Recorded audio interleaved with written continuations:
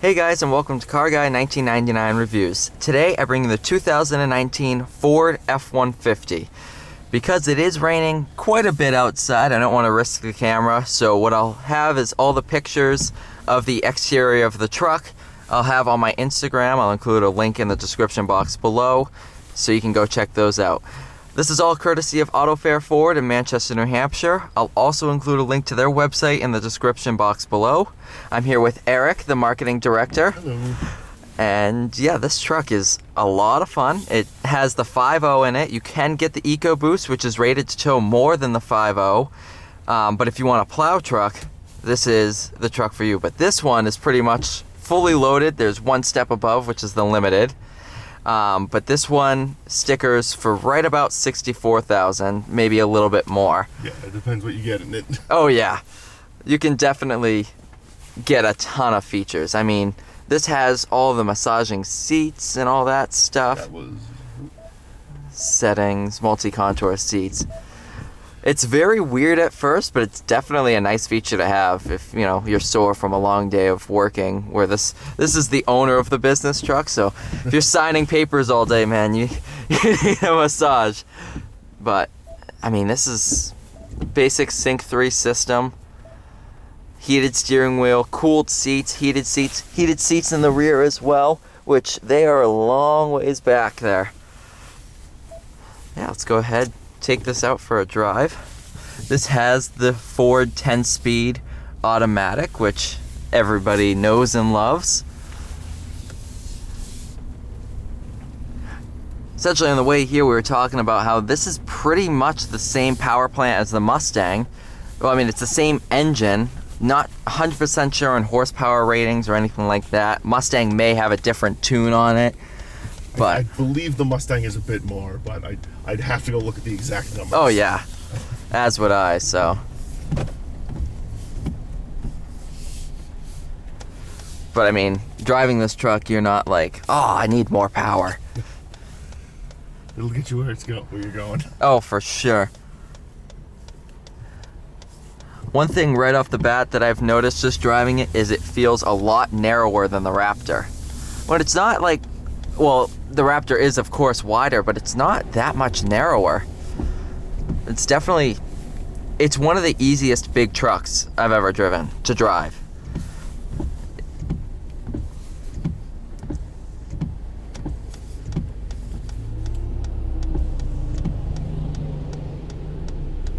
Of course, you have automatic wipers. You have your blind spot, trailer assist, and all that fun stuff. This is pretty much as fully loaded as you can get, and it's kind of crazy that there's a trim level above this, which is the Limited, which has all of this and more. That one sets you back pretty close, if not over $70,000. Yeah, that is the less the owner of the company and the CEO of a business. Yes. But I mean, if you sit there and you start looking at the features you're getting for that price, it's kind of weird to say, but these trucks are a bargain. And they qualify for all the same rebates as your regular F150s, the XLTs, and Yep. all that. Whereas the Raptor has its own situation. Yeah.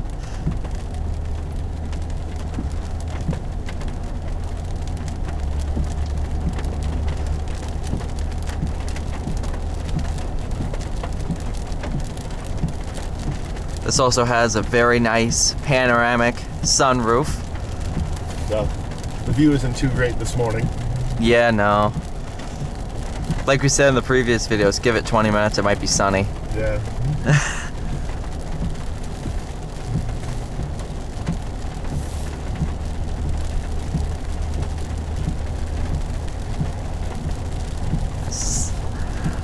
It's weird that, you know, you're driving a truck and it's like, I like driving this truck. This is, you know, you sit there and it's like a pickup truck is something you kind of need. At least it was. Like back in 2004, it was like pickup trucks weren't fun to drive. They really weren't the greatest cars in the world. But how far they've come in, you know, 10 years, it's amazing. Yeah, luxury model pickup trucks and everything now. Oh yeah, But Ford is running the gambit on pickup trucks. 100%. Anything from your basic work model where all it does is tow or plow.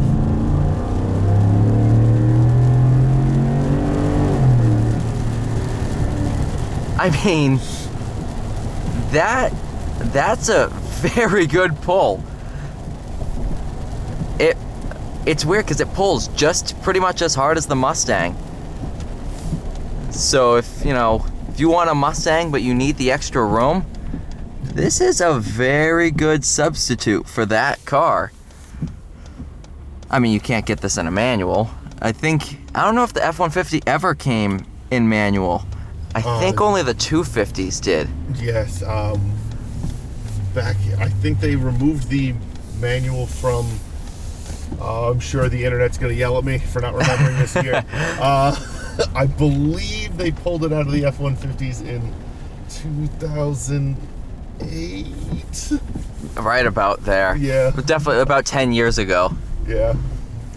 But the Ford developed the 10-speed engine because it was much better for towing. You got that slower gradient of shifting, and there was much less jostling of whatever Exactly. trailer you had. Because you have 4 extra, almost double the speeds of the 6-speed. Yeah. Especially the previous 5 speeds, you have exactly double the speed. So instead of the truck being confused, like I should be in a middle ratio, it has that middle ratio now.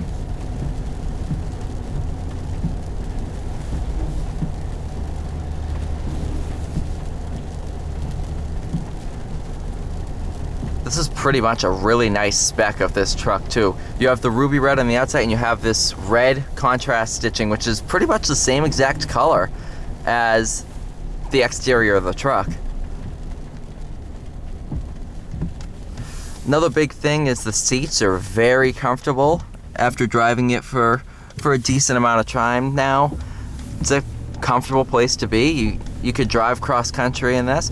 With the 5.0, I'm not 100% sure on fuel economy. It's pretty good with the 10-speed. I believe it runs right about 20, 25, or 18 combined. I just saw. It's I believe it's 22 highway. Yep. So I mean, it will definitely do it. If you're more concerned about fuel economy, the EcoBoost is probably the one for you. Yep, the EcoBoost is a little bit more fuel efficient. And you can have all the same features as this truck on the EcoBoost. And plus, you can tow more in the EcoBoost. And while we were talking about the EcoBoost isn't plow rated, you can kind of, you may be able to, but Ford doesn't. We don't endorse it. The 3.5, if you put a plow on the 3.5s, it voids the warranty. Really? That's why we don't recommend it. Right. Because the engine isn't rated to carry that weight in the front there. Exactly.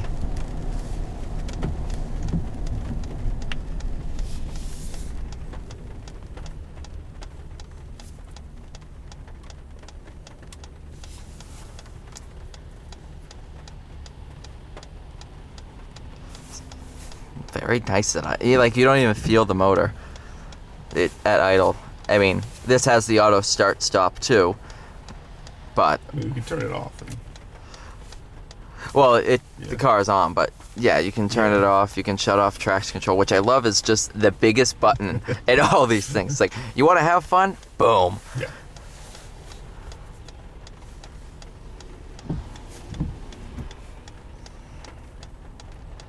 I'm not sure what DM is on the shifter. I'm sure somebody in the comments will let me know. I believe that's for, you can, I think that's the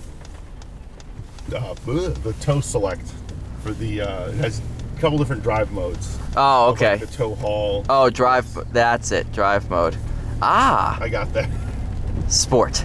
That's the good one. Yeah. It's kind of cool that a truck like this has a sport mode.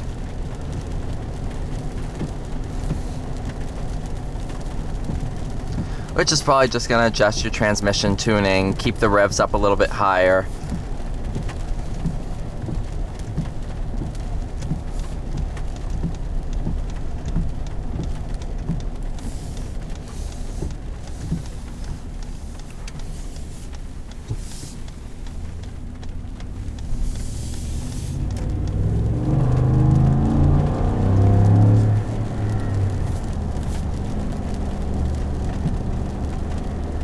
Yeah, see, that's where the sport mode comes in. It's a really good transmission. It knows exactly what you're doing. I can pretty much compare it to the ZF 8-speed, where they both have the great characteristic of learning how you're driving and then adapting to that. Whereas a lot of transmissions, they're like, I don't want to be driven aggressively. And a truck like this, I could see why the transmission is kind of tuned like that. But both the ZF 8-speed and this transmission allow the vehicle to adapt to your driving style.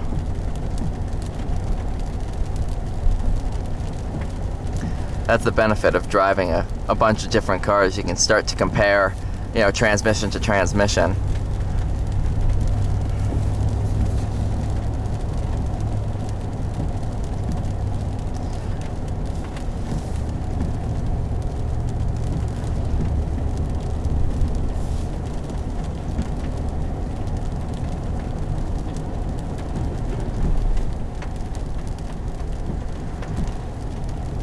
So even on a narrower road like this, the truck, I don't have any problems like, I'm gonna hit this car on the other side. It's easy. I mean, with all the safety features these things have now, it would be pretty hard to, hit somebody on the other side of the road, but... All sorts of lights and sensors would be going off. Oh, yeah. I mean, with these nice LEDs on the front, too, I mean, they'll see you coming.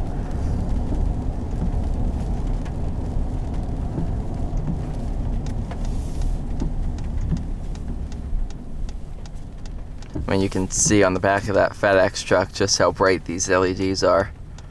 What's nice is Ford sets them up so it's not blinding other drivers. Even with this truck way up high. I mean, if you're driving a Lamborghini Aventador, it might be in your eyes. But for, a Ford Focus or any common car like that, it's not going to be an issue. But let's be honest, how many people are driving an Aventador?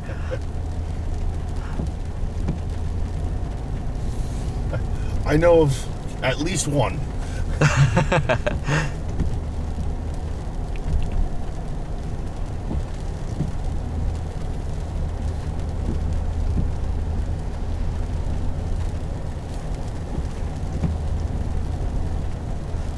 It's really kind of neat because these are the best-selling vehicle in America, or at least they were. We still are. Best-selling, the F-150 is the best-selling vehicle in America for 38 years running. Right about there, yeah. And then the F-Series are the best-selling truck series for 42 years, which includes like the F-350s, the 250s. Which I'm going to have an F-250 video posted about a week after this one, so you guys can compare if you're looking at a truck and not sure if you would like the 150 or the 250, you can compare. Some with a bit more torque, not quite power.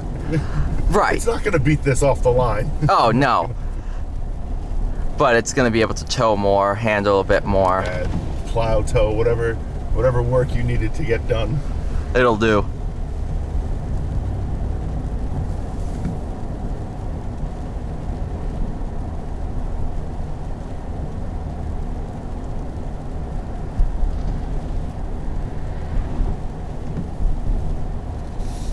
Big school bus. And stop semi-truck in the middle of the road. Oh, looks like he might have lost something off the side there. Yeah, that is delivering something right there, it looks like. That's the thing with one-take videos is, if you watch like the smoking tire or anything like that, there was one video where Matt Farah was driving, I think it was a Huracan, and he came around the corner and there was a guy dragging a log behind the car, like dragging it down the road. And as he's driving, he's like, why is there so much like debris in the middle of the road? He comes around like a corner like this, and I mean, he's cooking, he's in a Lamborghini, and right about where the end of that guardrail is, there's a SUV towing a log, just dragging it down the middle of the road. And he's like, what? What kind of trickery is this? I mean, this will tow a log, I guess, if you need to tow a log. But I mean, just on a little rope in the middle of the truck, I wouldn't recommend that. I don't think Ford advertises that. No, I wouldn't recommend it, but you could do it. I mean, But overall, this is an awesome truck. I didn't think I'd say it, but it's worth the $64,000, honestly. You know, I mean, if you're gonna sit there and be like, oh, I could get a Hellcat for $64,000, this, I mean, it's not the truck for you, but different audiences. Absolutely. But if you're, you know, just looking, even for like a daily driver for New England, and your budget's like $70,000 or under, this is a really, really good option. And, you know, if I was in that predicament, I'd probably choose this truck. So thank you so much for watching, guys. Please stay tuned for more videos and have a great day.